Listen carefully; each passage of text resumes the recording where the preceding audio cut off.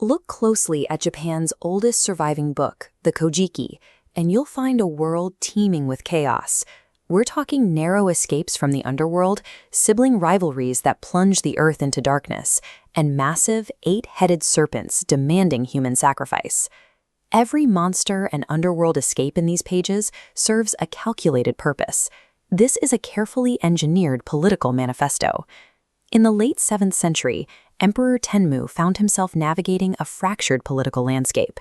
To maintain control over rival factions, he needed an unshakable justification for why his specific bloodline, and no one else's, deserved to hold power. Japan has another ancient history text from this era, the Nihon Shoki, which was written in formal Chinese to project strength to foreign diplomats. The Kojiki, however, was written specifically for domestic consumption. It was a weapon meant to demand submission from local lords. If you want to prove an absolute right to rule to your own people, a simple family tree won't cut it. You have to author the history of the universe itself and weave your ancestors directly into the fabric of creation. Emperor Tenmu's solution began with an immense physical challenge. The existing records of Japanese history, the Teiki and the Kyuji, were fragmented and contradictory. So he ordered a retainer named Hida no Are to do something staggering: memorize all of those scattered myths, legends, and lineages. It was an incredibly fragile strategy, and it nearly failed. Emperor Tenmu died, the project stalled, and for 40 years, the history of the nation existed solely inside Hida no Are's mind. Finally, Empress Genmei revived the effort. She assigned the scribe O no Yasamaro to meticulously transcribe Hida no Are's mental archive. In 712 AD, the Kojiki was complete. The physical architecture of the finished text is deliberate, divided into 3 distinct volumes. The upper volume is dedicated to the chaotic Age of the Gods, chronicling the world's creation from formless matter down to the sprawling family trees of the earliest deities. Asking a human being to memorize decades of folklore wasn't an act of academic archiving. It was the first step in erecting a permanent, undeniable pillar for the imperial agenda. That upper volume establishes ultimate authority over the cosmos, culminating in the birth of the supreme sun goddess, Amaterasu. Then the text executes its primary narrative maneuver. Amaterasu dispatches her grandson, Ninigi, from the high plane of heaven down to the earthly realm.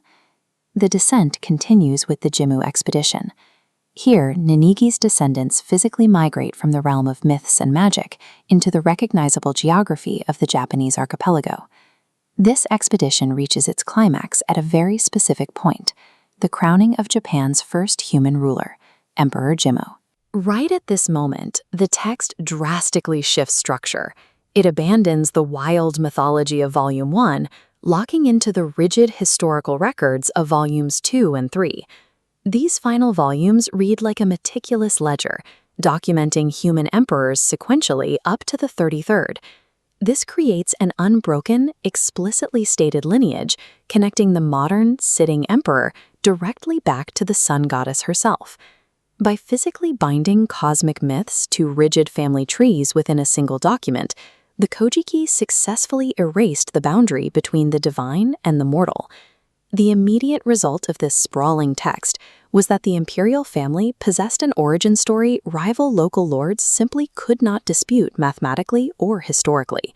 It functioned like a cultural steamroller, taking the chaotic, conflicting folklore of various provinces and standardizing it into a singular, state-sanctioned truth. That ancient narrative framework didn't stay confined to the pages of a book. It manifested in reality, echoing through Japanese culture and laying the foundation for massive physical institutions and shrine complexes. The deities and events recorded in those 3 volumes remain the bedrock of Japanese national identity to this very day. This entire national framework nearly vanished before it was even written down, surviving only because a single person held every word of it in their memory for 40 years. The Kojiki reveals history as a tool of the architect. By authoring a specific story of the past, Tenmu ensured his lineage would own the story of the present.